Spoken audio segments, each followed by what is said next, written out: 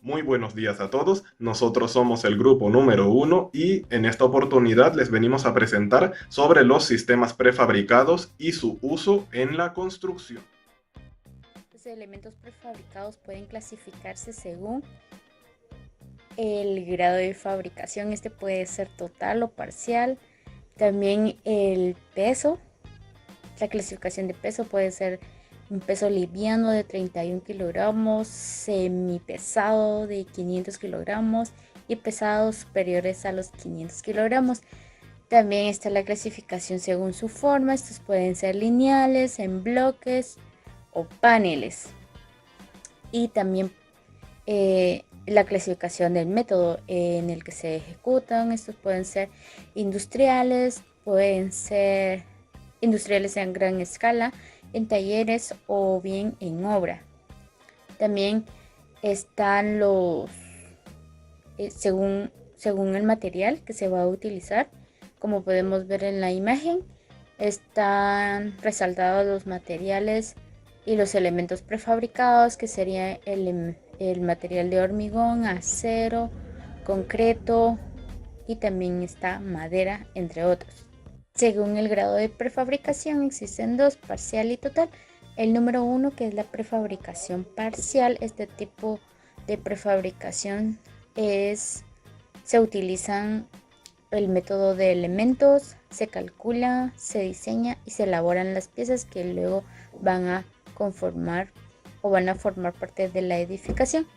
Tal y como vemos en la imagen, hay distintas piezas de distintos tamaños que al unirlo van a formar y crear la edificación.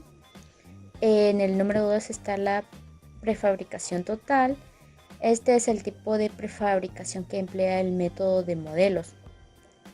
Se caracteriza por la construcción de la edificación en su totalidad en la fabricación. Y luego esto es transportada al lugar definitivo, tal y como vemos en la imagen. Una grúa lo está sosteniendo y ubicando ya en el sitio del terreno, en donde va a estar definitivo.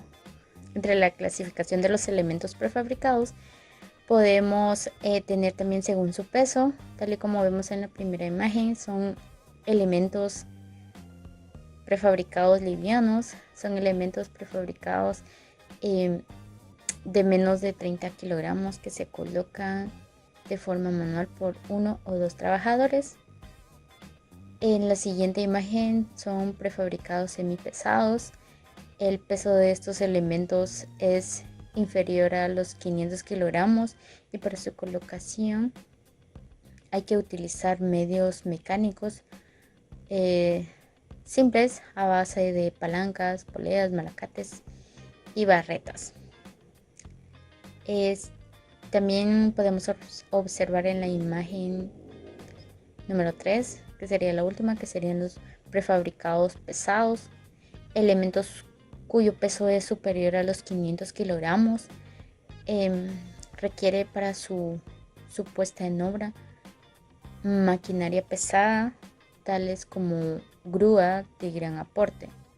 Siguiendo con la clasificación de los elementos prefabricados, también tenemos según su forma, como la imagen número 1 es bloques.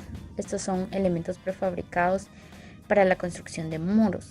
Son autoestables y no necesitan de un apoyo auxiliar para su colocación. También, como podemos ver en la imagen, son bloques de ladrillos huecos, bloques de hormigón, etc. En la siguiente imagen podemos observar los paneles. Los paneles forman placas, las cuales tienen una relación muy notable entre el grosor y la superficie. Por ejemplo, serían muros de contención, placas de yesos, placas de fachadas, etc. En la tercera imagen son elementos lineales. Estos son elementos, son piezas esbeltas, largas, sección transversal, reducidas en la relación a su longitud. En estas se pueden observar vigas, columnas y pilotes. Si hablamos de las estructuras prefabricadas, estos se pueden clasificar también según sus materiales. Materiales como hormigón armado, hormigón pretensado, hormigón posttensado, acero, aluminio, madera, plástico o la combinación de todos estos. También, si deseamos saber qué es un elemento prefabricado, este se caracteriza por ser creado en fábrica y luego ser ensamblado en obra. Para su fabricación o producción, este se hace en fábricas fijas o móviles y luego para su montaje, este se hace manualmente o con maquinaria, dependiendo de sus características como su peso o también su volumen. En cuanto a elementos prefabricados de hormigón, este es un elemento que se emplea para los elementos prefabricados debido a su durabilidad, resistencia, versatilidad y adaptabilidad también, puesto que se puede moldear de varias formas. Algunas de las ventajas de este material es que hay una reducción en gastos energéticos, también que existe menor riesgo en la construcción, puesto que hay también un ahorro de tiempo y costos. También hay un aumento de calidad y una reducción de residuos. Y en cuanto a sus desventajas, es que se necesita personal especializado para el manejo de este material. También que se necesita una inversión inicial fuerte para emplear materiales prefabricados de hormigón y su diseño y ejecución debe ser muy minucioso porque existe un margen muy pequeño de tolerancia para emplear materiales prefabricados de hormigón. Los elementos prefabricados de acero consisten en elementos estructurales los cuales están hechos a partir de acero galvanizado ligero. Estos perfiles permiten construir elementos que soporten las cargas de manera autoportante entre ellos mismos. Entre ellos se pueden construir cerramientos de viviendas, perfiles que permitan construir techos y cubiertas en general, y a su vez también los exteriores y reformas de los elementos estructurales. Estos elementos tienen ventajas como el control, la flexibilidad, la rapidez y la versatilidad para así aplicarlos a las obras correspondientes. Sin embargo, algunas desventajas que pueden presentarse son el coste del transporte, la mano de obra especializada.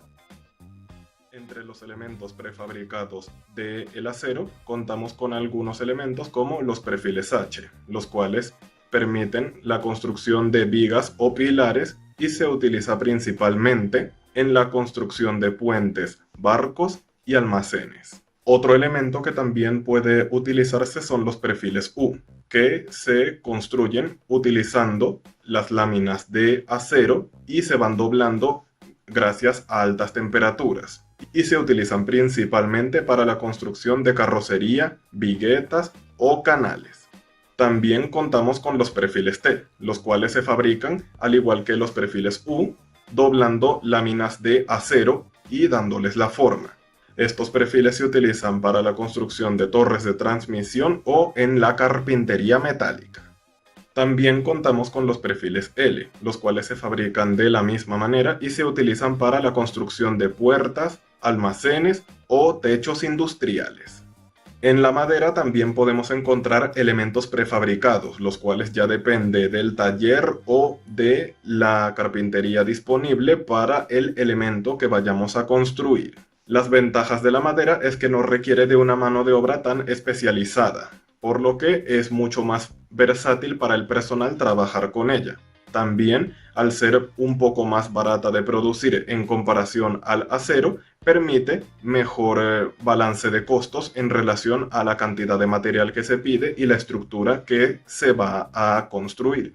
La madera también es más rápida de montar en cuanto a la estructura correspondiente tampoco genera tantos desperdicios como si lo podría generar el acero y la contaminación se ve reducida. Sin embargo, algunas de las desventajas que la madera presenta es que es un material que puede ser muy propenso a la humedad y que debe ser manipulado de forma muy cuidadosa para prevenir los incendios, y sobre todo el transporte también puede perjudicar a estos elementos porque también pueden verse sometidos a golpes o manipulaciones que pueden llegar a afectar tanto su estética como su funcionalidad estructural.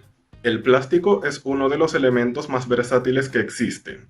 Estos permiten una gran gama de posibilidades en base a la fusión de diversos materiales químicos y adaptarlos a un molde en específico. Podemos tener elementos prefabricados de plástico que nos ayuden en la elaboración de nuestras estructuras.